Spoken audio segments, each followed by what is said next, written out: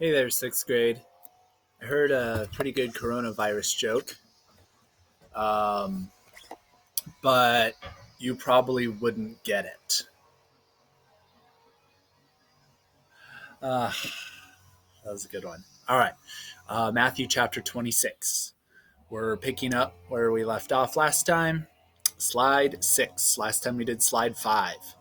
So the last point I was making in the previous video was that the mistake Peter makes is he thinks he can rely on his own willpower, his own determination to avoid the sin that Jesus says he's going to commit. Jesus allows uh, Peter has free will, of course, and Jesus can stop Peter from committing this sin, but Jesus doesn't do that out of respect for Peter's free will, but also to teach an important lesson that we have to rely on God's grace, not our own human willpower, in order to overcome sin. Okay, so now we move into the Garden of Gethsemane scene. Jesus takes Peter and two other apostles with him, but he tells them to stay a short distance behind. And he does this because he doesn't want them to witness the suffering that he's about to undergo. Right? He wants to endure this suffering in private. Jesus makes his famous prayer to God. He asks God to allow the suffering to pass, but he accepts his Father's will because he knows that the Christ must suffer and die. Right. So in this scene, Matthew is setting up a contrast here between human weakness and divine power. Right. So first we see this contrast in Jesus himself, because Jesus' human nature has weaknesses just like we do, right? Jesus gets hungry, thirsty, he feels sad, right? He feels weak at times. So Jesus' human nature has weaknesses, and this human nature is afraid of death, is afraid of the crucifixion, right? So that's why he asks God to allow his suffering to pass. But his divine nature knows that it is necessary that he has to suffer and die on the cross. Right? So together his human and divine nature make this prayer, let this suffering pass, right? But your will be done. Right? Jesus is freely choosing to obey the will of the Father, which is that he would redeem humankind through death on the cross. All right. The second contrast that Matthew makes between human weakness and divine power is what the apostles do, right? So they're in the Garden of Gethsemane. It's night. They've just had a big meal. Jesus is suffering at a distance from Peter and the two apostles, but Peter and the two apostles fall asleep. And Jesus goes back and wakes them up, and he goes back to pray, and they fall asleep. I mean, Jesus wants them to be awake to give him comfort from a distance. Right. He wants them to watch. He wants to have the psychological comfort of knowing that his friends are watching out for him. Right. But their human weakness causes them to fall asleep. So it's not a coincidence that Peter is going to deny Jesus 3 times because he falls asleep 3 times. Right. His willpower is not even strong enough to keep him awake. Right. So it's not a surprise at all that when Peter senses danger, he immediately denies Christ 3 times because he can't even stay awake. Right? Okay. Slide 7. So next we have Judas arriving at the garden with a bunch of men to arrest Jesus. And then it says one of those who was there pulls out a sword and cuts off the high priest's servant's ear. And then Jesus rebukes him, says, "Put the sword away." And then he says, "Didn't you know if it was necessary, the Father would send 12 legions of angels to defend me?"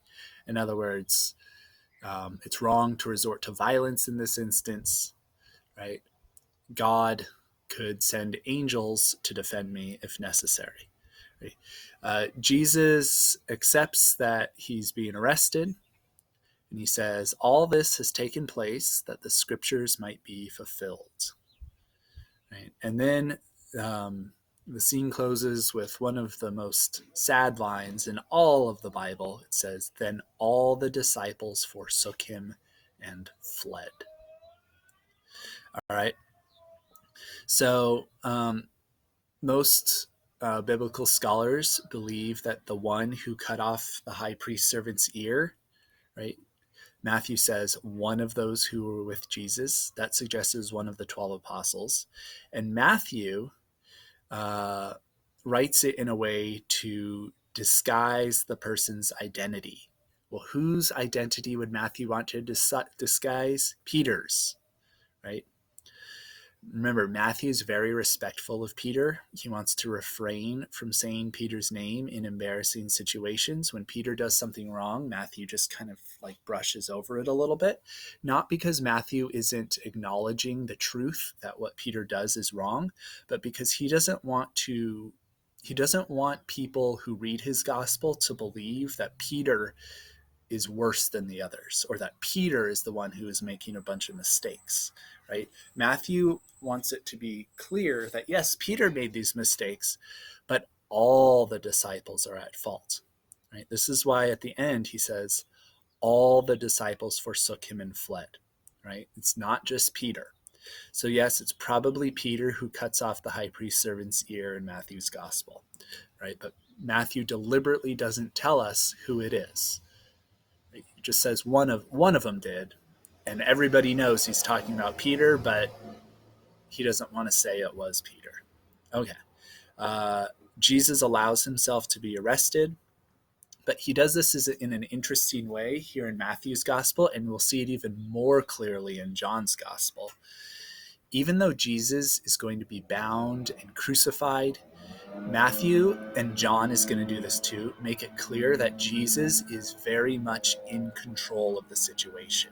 Right? This is why Jesus says, okay, I accept being arrested. All this is taking place that the scriptures might be fulfilled. In other words, all this is taking place to fulfill the prophecies of the Old Testament.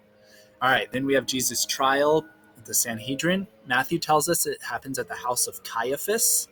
So this is a combination of the Luke and Mark trials.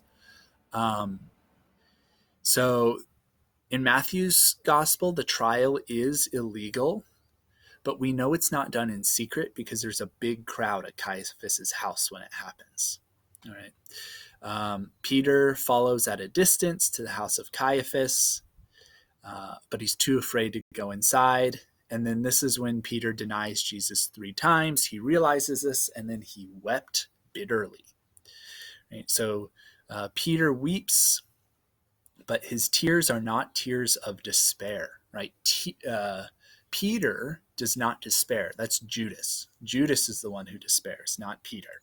Right? So both Peter and Judas betray Jesus in the gospel, but Judas's response condemns him. Peter's response redeems him. Right? Peter weeps holy tears in imitation of Christ, right? Because Christ also weeps. Now the difference is Peter weeps out of guilt, right? Whereas Christ wept out of sadness because Christ isn't guilty of anything. Right? So these are called the tears of St. Peter, and they allow him to repent of his sin and slowly return to God's grace. So Peter is setting an example of how we return to God's grace when we commit serious sins. Right? Now, even though Peter is repenting here, it still takes him a long time before he fully returns to being an instrument of God's will. Because what does Peter do after this? He goes into hiding. Right? So Peter repents, and then immediately he hides because he's afraid for his life. All right, now we're going to start Matthew chapter 27. So the chief priests and the Jewish leaders send Jesus to Pilate so that Pilate can publicly condemn Jesus to death. Remember, the Jewish leaders don't have the power to execute anyone. They need to go to Pilate to do this, right? And now here we're going to see Judas's reaction to betraying Jesus, right? So it's the opposite of Peter's reaction.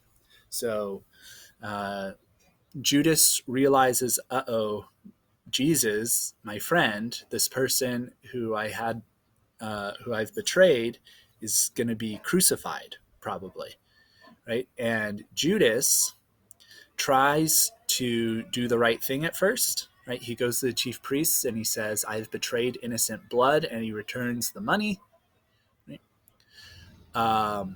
But when the high priests they basically say, "So what?" Right? We don't care. Judas gives into despair, right? He throws the money in the temple and he gives into despair. He does the opposite of what Peter does. Peter repents. Judas starts to repent, but when his attempts to save Jesus are rejected, he gives into despair and he commits suicide. He hangs himself. All right. So quick note, why is it important that the chief priests want Pilate to publicly condemn Jesus, right? They could have Pilate privately condemn Jesus and crucify him that way, but they want it to be in public because they want to ruin Jesus's reputation. A lot of the Jews, remember this is Matthew's gospel, he's writing for the Jewish people. A lot of the Jewish people actually liked Jesus, right? The Jewish leaders want Jesus' reputation ruined.